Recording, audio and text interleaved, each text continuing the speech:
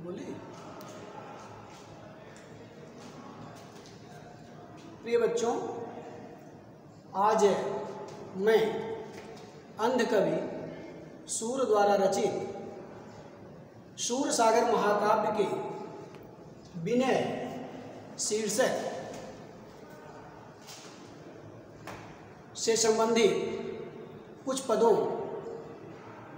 की व्याख्या करने जा रहा हूँ। उसको आप पहले सुनेंगे।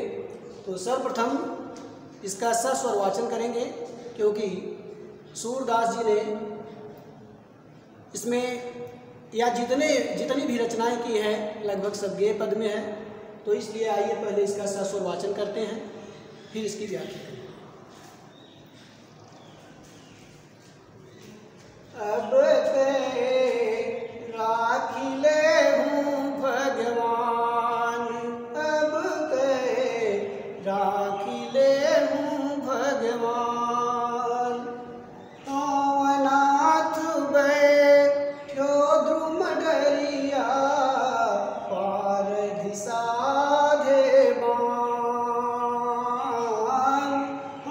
अनाथ बैठो द्रुम डरिया, पारधि साधे बान, ताके डर में भाजो चाहत, ताके डर में भाजो चाहत, ऊपर ढुक्यो सचान, अब राखिले हूँ भगवान, दुह भांति दुख भयो आनिय, दुह भांति दुख भयो आनिय, कौन उबारे प्राण, अब राखिले हूँ भगवान, सुमिरत ही यही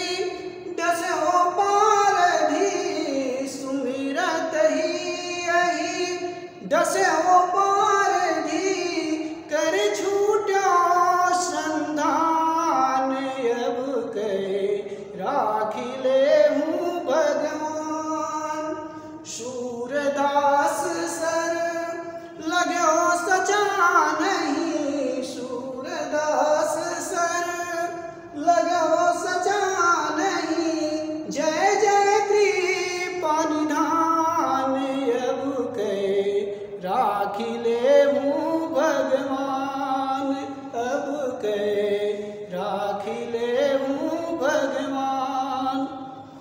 तो ऐसा स्वर वाचन हुआ। आइए अब पहले कुछ कठिन शब्दों को जानेंगे, इसके बाद इसकी व्याख्या किया जाए। अब राखिले हूँ भगवान, अब के माने इस बार, हम माने मैं अपने को, हम ब्रजभाषा का शब्द है, हम माने मैं, अनाथ माने असहाय, द्रुम माने वृक्ष, डरिया माने डाली, पारध माने बहेलिया, साधे बाण माने बाण का निशाना लगाए हुए हैं, बाण का संधान लगाए हैं, ताके डर जिसके डर से, भाजो माने भागना चाहता हूं, ऊपर ढुक्यो सचान, सचान माने बाज पक्षी, तो ऊपर बाज पक्षी मंडरा रहा है, दुहु भांति दुख भयो आनिय, कौन उबारे प्राण।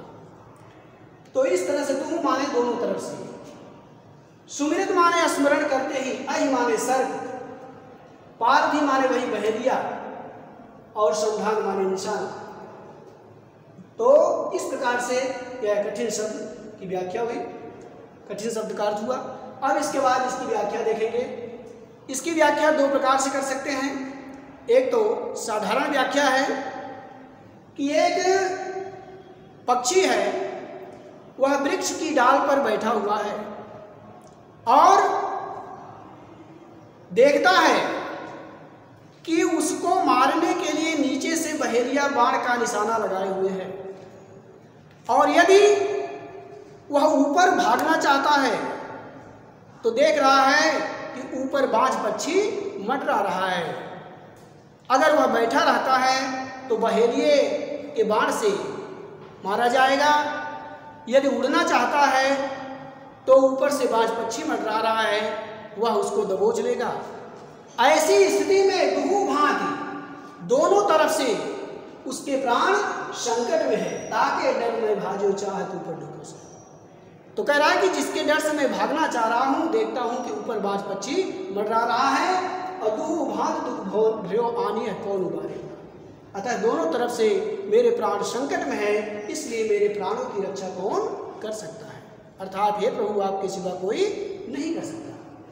तो सुमिरत ही अहि दशु, इस प्रकार से मन में पक्षी भगवान का स्मरण ही कर रहा था, भगवान का ध्यान ही लगा रहा था कि उसी समय डस्यो माने डस लिया, पारधी माने बहेरिए को कौन आई।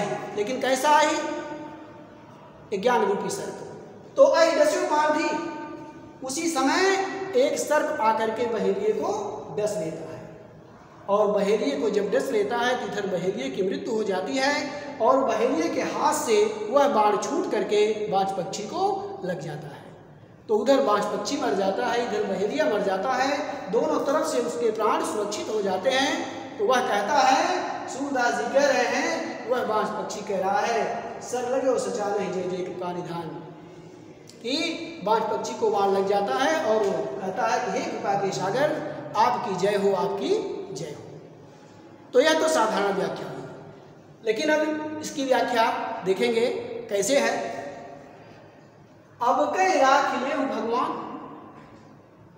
सूरदास जी जीवात्मा को पक्षी को जीवात्मा मान लिए हैं। सूरदास जी पक्षी को जीवात्मा मान लिए हैं और वृक्ष की डाल जो है यह संसार रूपी वृक्ष की डाल है। ठीक है, तो कह रहे हैं कि अब कई राख ले भगवान, हे प्रभु, जीवात्मा रूपी पक्षी कह रहा है कि हे प्रभु, इस बार आप मेरे प्राणों की रक्षा कीजिए। हूँ अनाथ, क्योंकि मैं अनाथ हूं, असहाय हूं, मजबूर हूं, लाचार हूं, निरीह हूं।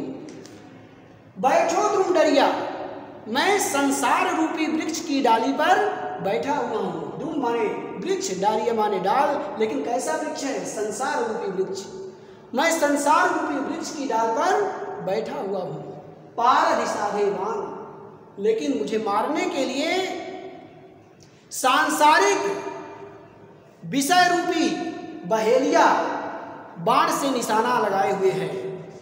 फिर ताके डर में भाजो चाहत, जिसके डर से मैं भागना चाहता हूं, अर्थात अपने प्राणों की रक्षा करने के लिए भागना चाहता हूं, तो देखता हूं ऊपर ढुक्यो सचान, ऊपर मृत्यु रूपी बाज पक्षी मंडरा रहा है।